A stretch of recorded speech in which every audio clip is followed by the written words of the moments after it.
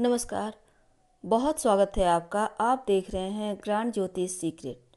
मिथुन राशि वालों, ऐसा क्या होगा जीवन में जो मिलेंगे शुभ संकेत? आखिर क्यों मिलती है जिंदगी में इतनी ठोकरें? और किस्मत आपका इंतजार कब कर रही होती है? सफलता के सही राज क्या हैं, सही मायने क्या हैं? तमाम बातें आज हम आपसे साझा करेंगे। वीडियो की शुरुआत करते हैं और ये प्रेडिक्शन चंद्र राशि पर आधारित है। मीन राशि बुध देव की राशि है और आपकी जो स्वामी हैं वो बुध हैं। अब बुध अगर आपके कुंडली में मजबूत हैं तो यकीन मानिए आपके इतना टैलेंटेड कोई हो ही नहीं सकता। लेकिन आपके स्वामी अगर कमज़ोर हो जाएं तो जीवन में लगता है जैसे कुछ भी आपके पास नहीं है, सब बेकार। लेकिन सवाल ये है, आप कैसे जानेंगे आपके राशि के स्वामी मजबूत हैं या नहीं है? तो उसके कुछ लक्षण होते हैं। आज हम आपको लक्षण बताएंगे, उससे भी आप जान सकेंगे कि आपके राशि के स्वामी आपके लिए कितना फेवरेबल है। तो बुध अशुभ होने की कुछ निशानियां होती है। आपके राशि के स्वामी जो बुध देव हैं, जैसे आपके सूंघने की शक्ति कमज़ोर हो जाएगी, आपकी बहन बुआ मौसी को कष्ट होगा, चेचक यानी फॉक्स होता है ना, चिकन पॉक्स, और मानसिक परेशानी, और आपका जीभ का टेस्ट खत्म हो जाना, दांतों की बीमारियां, या फिर आप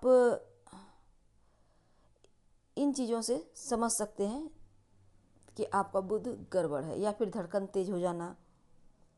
लेकिन इसके लिए आप क्या सावधानी रखें कि आपका बुध धीरे धीरे खुद ब खुद बेहतर हो?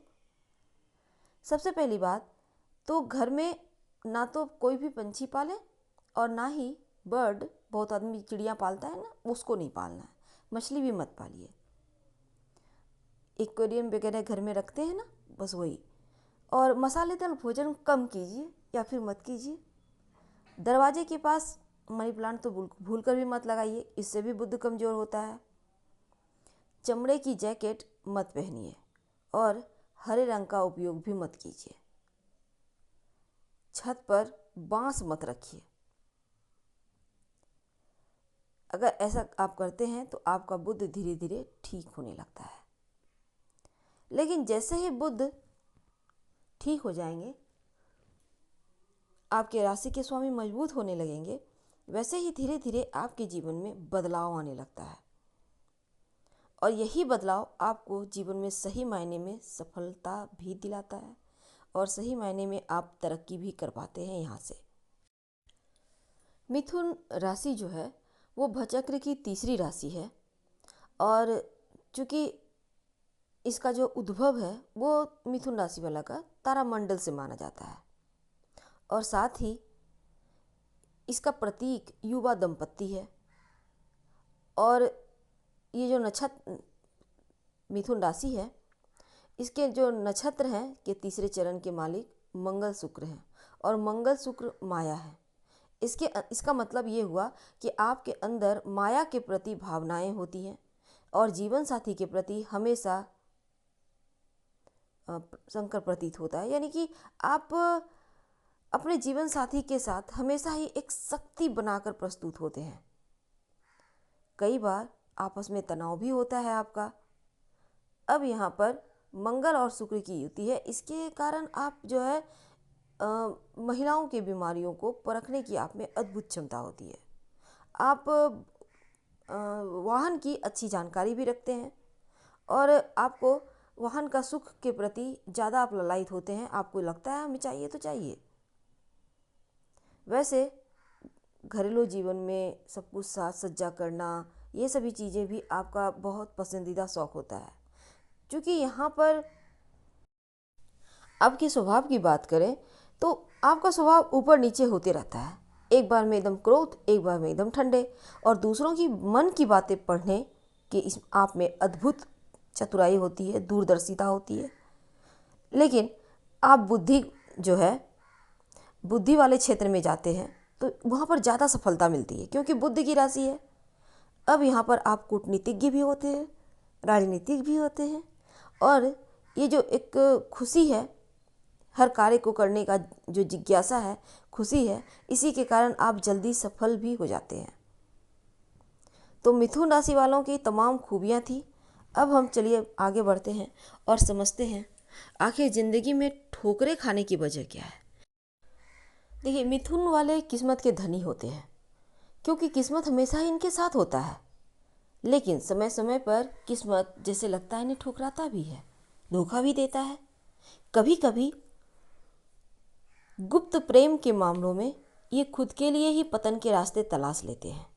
तो ऐसी चीज़ों से आपको हर हाल में बचना चाहिए। दूसरा, आपका यहाँ पर बहुत जल्दी जल्दी निर्णय ले लेना और एकाग्रता नहीं होना। एक ऐसे छोटे रास्ते को देखना पसंद करते हैं जो अनंत है, लेकिन आपके लिए वहाँ भी सफलता नहीं मिलती, क्योंकि जल्दबाजी में आपके अंदर जो काबिलियत है, जो गुण है चीज़ों को परखने की, वो भूल जाते हैं और अक्सर यहीं पर आप मात खा जाते हैं। हड़बड़ाहट में कभी कभी आपकी कोई भी काम जिसे आपको अच्छी तरह से करना चाहिए नहीं कर पाते।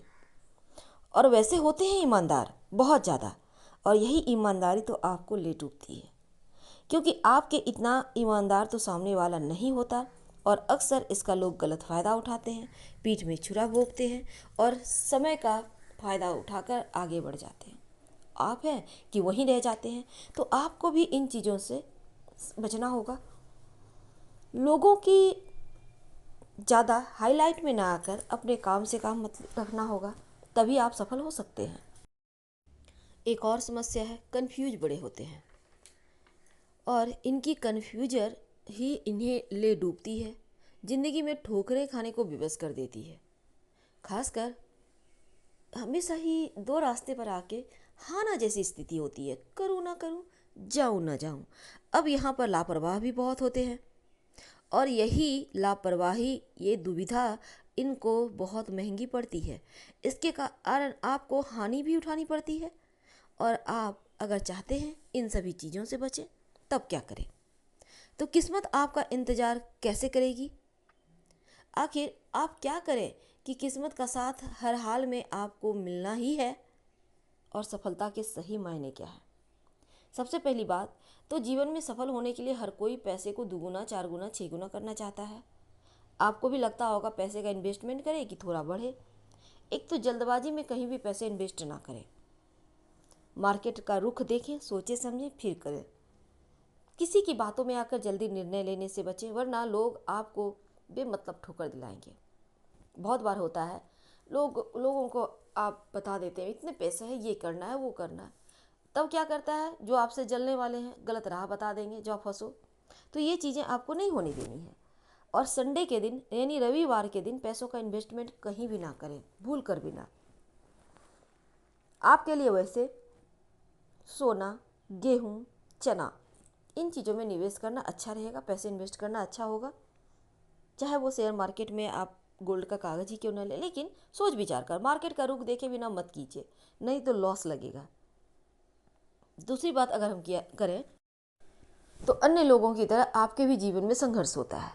आपको भी किस्मत का इंतज़ार होता है, लेकिन किस्मत का सिर्फ इंतज़ार करने से नहीं मिलता। किस्मत का साथ चाहिए तो हनुमान चालीसा का पाठ करें, शनिवार के दिन हनुमान जी की उपासना करें, क्योंकि आपके जीवन में ज़्यादातर करियर को लेकर संघर्ष होता है। आप हनुमान चालीसा तो पढ़ें ही, और अगर लगे आपको कि नहीं जीवन में तो कुछ है ही नहीं, सब कुछ गड़बड़, तब ऐसे में मंगलवार और शनिवार की शाम सुंदरकांड का पाठ करें, या तो अपने घर में ऑडियो ही चला दें। इससे घर में सकारात्मक ऊर्जाएं आती रहेगी और आपके जीवन में खुशियां सराबोर होगी।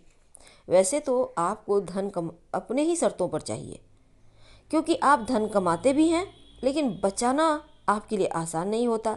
बहुत कंप्रोमाइज़ आप करते ही नहीं, इसलिए धन आए भी और बचे भी, दोनों ही चीज़ें आप चाहते हैं। तब इसके लिए भी आपको हनुमान जी के ही शरण में रहना होगा, क्योंकि यहाँ मंगल लगभग सब कुछ ही कंट्रोल करता है। और मंगल को मना कर रखिए, हनुमान जी को मना कर रखिए। और अगर आप चाहते हैं आपका पूरा जीवन खुशियों से सराबोर रहे, कभी भी जीवन में असफलता ना मिले, तब ऐसे में पारिवारिक जीवन बेहतर हो, आपके धन वाले पार्ट बेहतर हो, जीवन में खुशियाँ ही खुशियाँ हो, तब एक बात हमेशा याद रखिए, एक तो लाल रंग का प्रयोग बिल्कुल ना करें, भूल कर भी ना करें, लाल रंग के कपड़े वगैरह कोई भी चीज़ नहीं। और सुबह सुबह यानी भोर के समय 4:30-5 बजे के करीब या फिर रात में सोने के पहले शुक्र के मंत्र का जप करें। ओम सुं शुक्राय नमः, ओम सुं शुक्राय नमः। इस मंत्र का जप कम से कम 27 बार करें। याद रखिएगा, सुबह सुबह अर्ली मॉर्निंग या फिर रात में सोने के पहले। इससे क्या होगा ना, किस्मत का साथ जो नहीं मिल पा रहा है, जो आपके हाथों से बहुत दूर है, जो किस्मत आपका इंतजार कर रही है, उस किस्मत को पाने के लिए, उस किस्मत के करीब जाने के लिए ये मंत्र बहुत ज़्यादा काम करेगा, सीढ़ी का काम करेगा। आप सोचेंगे मंत्र से क्या होता है, बहुत सारे लोग ऐसे सोचते हैं, ऐसा कमेंट भी करते हैं, करके तो देखें। जिंदगी ना बदल जाए तो कहना। दो ही चीज़ को तो मनाना है आपको, एक तो शुक्र को और दूसरा मंगल को, और आपके राशि के स्वामी को लक्षण के अनुसार आपको मजबूत करना है, उसमें तो कुछ करना ही नहीं है। तो ये चीज़ें हैं जीवन में सही मायने में आगे बढ़ने के। कई बार जाने अनजाने हम कुछ चीज़ों के बारे में नहीं जानते और गलतियां कर बैठते हैं, इनसे बचिए। हमेशा ही पॉजिटिव सोचिए, क्योंकि आप जो सोचते हैं होता वही है। सब कुछ दिमाग का खेल है और आप तो बुद्धिमान राशि हैं, तो इस दिमाग का यूज कीजिए। फिलहाल हम आपसे विदा लेते हैं। पसंद आए तो लाइक कर सब्सक्राइब कीजिएगा। हर हर महादेव। धन्यवाद।